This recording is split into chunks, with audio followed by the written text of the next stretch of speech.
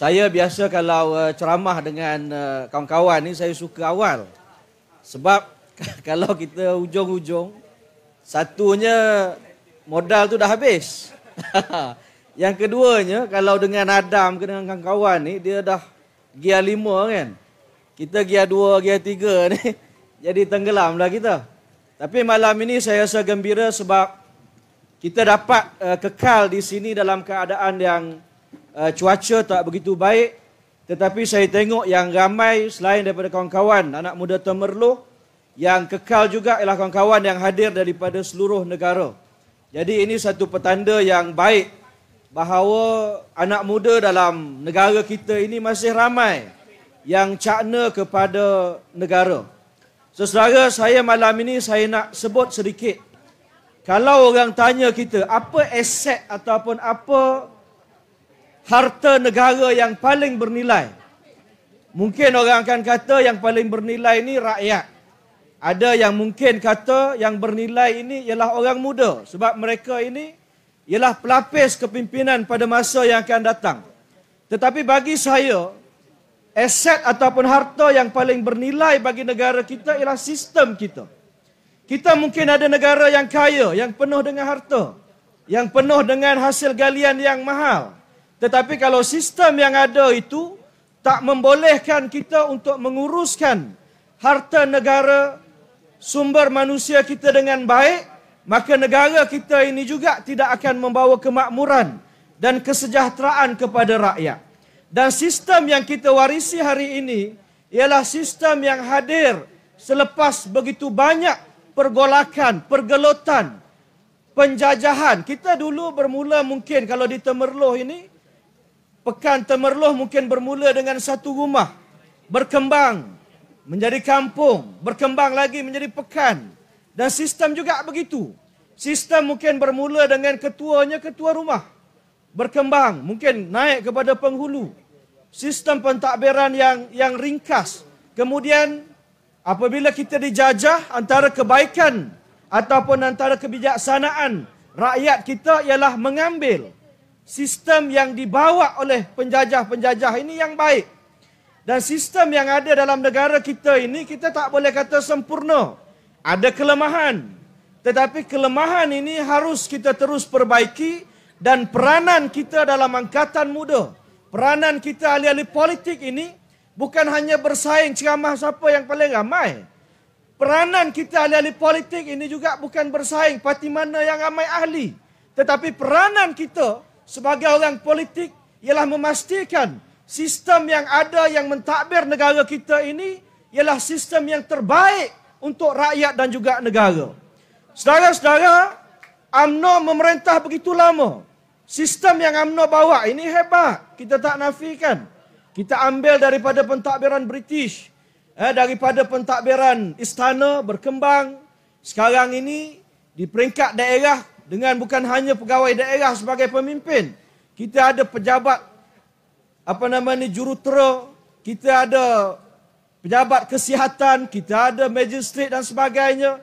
Dan semua sistem ini dia bergerak dalam keadaan yang dipandu dan juga dijaga oleh semak dan imbang.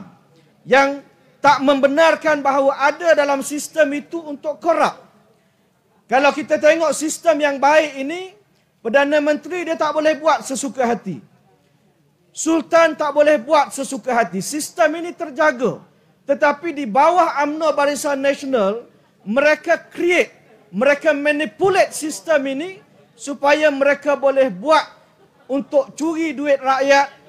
Mereka boleh buat untuk pertahankan kuasa mereka. Saya ambil contoh.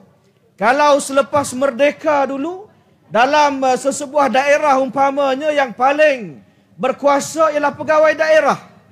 Kalau zaman-zaman ayah-ayah kita dulu yang pergi rasmi sekolah, rasmi program dan sebagainya ialah pegawai daerah. Jadi semua parti politik ke apa benda dia akan rujuk kepada satu ketua sahaja. Kalau ada banjir, pejabat daerah yang akan menyelaraskan semuanya. Tetapi di bawah UMNO, yang paling berkuasa dalam sesebuah daerah bukan lagi pegawai daerah, tetapi sebaliknya ialah ketua bahagian UMNO. Kalau saudara tengok dalam arahan pentadbiran jentera penyelarasan kerajaan yang dipanggil sebagai Majlis Penyelarasan Pembangunan Negeri M10, Majlis Tindakan Pembangunan Negeri MTPN. Apa yang UMNO buat ni, dia buat pegawai daerah ni dia mesti tunduk kepada ahli parlimen, mesti tunduk kepada exco ataupun adun. Sebab majlis mesyuarat itu yang akan chair bukan pegawai daerah, tetapi ketua bahagian UMNO yang mungkin seorang ahli parlimen, yang mungkin seorang exco ataupun adun biasa. Ini sistem yang korup. Dan duit ataupun peruntukan ini akan disalurkan kepada ketua bahagian dia. Sebab itulah kalau kita tengok sekarang ini dalam parlimen ke dalam mana-mana daerah pun, pegawai daerah pun takut kepada ketua bahagian UMNO.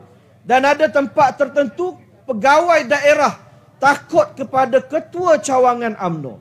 Ini sistem yang telah dimanipulate oleh UMNO dan menjadi peranan kita, orang muda dan Pakatan Harapan, untuk perbetulkan sistem ini. Saya sebut pentingnya sistem sebab kita tengok negara-negara yang masih belum ada sistem yang tepat. Negara seperti Afghanistan masih bergelut. Berlaku pertumpahan darah yang tiada penghujungnya. Negara-negara di Afrika masih banyak lagi yang tidak ada sistem demokrasi yang dijalankan dengan baik. Kita di Malaysia ni alhamdulillah kita ada sistem demokrasi kita. Tetapi dalam sistem ini masih banyak yang perlu diperbetulkan. Dan kita di Temerloh ni sebagaimana yang Adam sebut tadi, Pak Sako perjuangan sebelum merdeka. Kita perjuangan mempertahankan merdeka ini sebenarnya lebih susah. Sebab pejuang-pejuang dahulu mereka boleh kenal musuh dengan mudah. Musuh datang dalam bentuk penjajah, British, dalam bentuk Jepun, dalam bentuk komunis. Tetapi musuh hari ini, dia datang dalam bentuk yang mungkin sama pakaian dengan kita. Sama orang Melayu dengan kita. Malamnya bercakap tentang Abata, menangis, nyanyi lagu anak kecil main api. Tetapi di siang hari, merompak dan menyakau duit rakyat tanpa rasa segan silu lagi. Sebab itu ini peranan kita cukup berat. Sesedara dalam perhimpunan UMNO, saya ingat convention BN, Zahid Hamidi di Selangor, dia sebut Tengku Zafrul, ingat, jangan ambil kesempatan, dia kata. Tetapi ambil mana yang sempat. Tuan-tuan faham tak?